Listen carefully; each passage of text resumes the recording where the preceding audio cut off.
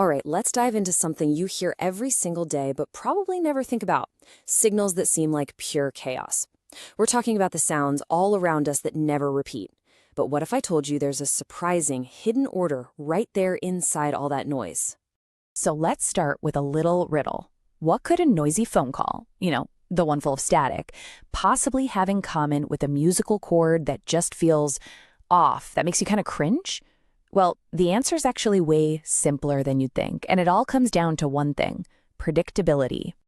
So here's our game plan for this explainer. We're going to look at the two basic faces of sound, the predictable versus the unpredictable. Then we'll find a sort of mathematical prism to tell them apart. We'll see how that helps us pull a clear voice out of a noisy room, and then we'll tie it all back to the math of music. Let's get to it. Okay, so at the very heart of this whole thing are two totally different kinds of signals. And really, getting this difference is the key to, well, everything else we're going to talk about. The star of our show today is this guy, the aperiodic signal. Basically, it's any signal that's random and totally unpredictable. It never, ever repeats itself exactly. This is the sound of the real world, from the static on a fuzzy radio station to the sudden clap of your hands.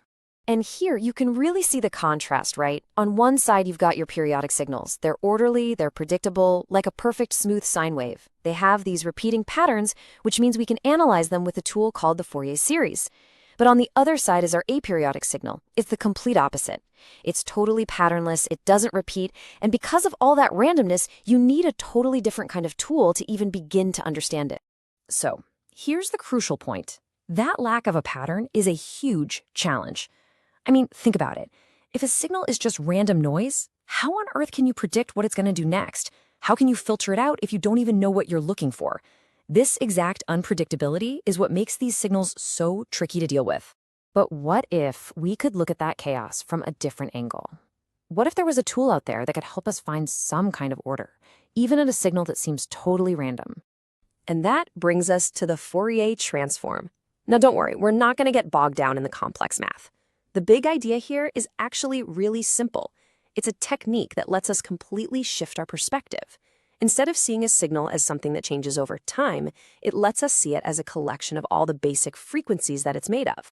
Honestly, the best way to think about the Fourier transform is to picture it as a prism, but for sound.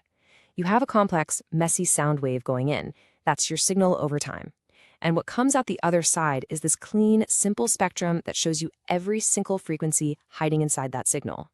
It's like getting the blueprint for the sound itself. Okay, so this tool is obviously pretty powerful, but how do we actually use it in the real world? Well, let's go back to that noisy phone call we talked about earlier. Now this is the secret weapon. Acoustic analysis has shown that about 75% of spoken English is made of what are called voiced sounds. And what are voiced sounds? They are, at their core, periodic. They repeat in a predictable pattern. And all of a sudden, that unpredictable noise has a very predictable opponent. So here's how an algorithm can use this to its advantage. First, it takes that whole messy signal and chops it up into tiny little chunks. Then it analyzes each one, asking a really simple question. Is this part repeating? Is it periodic? If the answer is yes, then it's probably human speech. Everything else, all that random aperiodic stuff, gets labeled as noise. And once the noise is identified, you can just filter it out and put the clean speech back together. Okay, now take a look at this. This image is a spectrogram. It's basically a visual map of a sound's frequencies over time. And this is our before picture. You can barely see any patterns of human speech in there, right? It's almost completely buried under the chaotic, unpredictable noise from a train. It's just a mess. And now, look at the after. The difference is just incredible. By finding the predictable, periodic speech and just tossing out the unpredictable, aperiodic noise, the original voice becomes crystal clear. You can actually see this distinct structure of the speech that was totally hidden before. That is the power of finding patterns in the chaos. So, we've seen how this works for engineering. But what about art? It turns out this very same idea helps explain why some music sounds so beautiful and some, well, doesn't. Remember that unsettling chord from the beginning? There's this fascinating idea out there. What we find pleasant or unpleasant in music isn't just about culture or what we're used to hearing. It's actually rooted in the hard physics of sound and the way our brains are literally wired to process patterns. And this is where it all clicks together.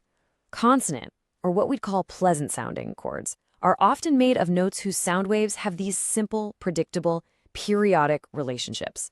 They just fit together nicely. But dissonant chords, the ones that feel tensed and unstable, well, their sound waves smash together to create more complex, chaotic, and, you guessed it, essentially aperiodic relationships. Our brains actually perceive that mathematical randomness as physical tension. So after all that, what's the big takeaway here? From cleaning up a noisy phone call to understanding the deep emotion in music, it all really boils down to the same fundamental principle. In the end, it seems the line between a clear signal and random noise, or between harmony and dissonance, is really just a matter of perspective. It's about finding the right tools to see the pattern hidden within the chaos. And that really makes you wonder, doesn't it? What other hidden structures are all around us, just waiting for us to find the right prism to reveal them?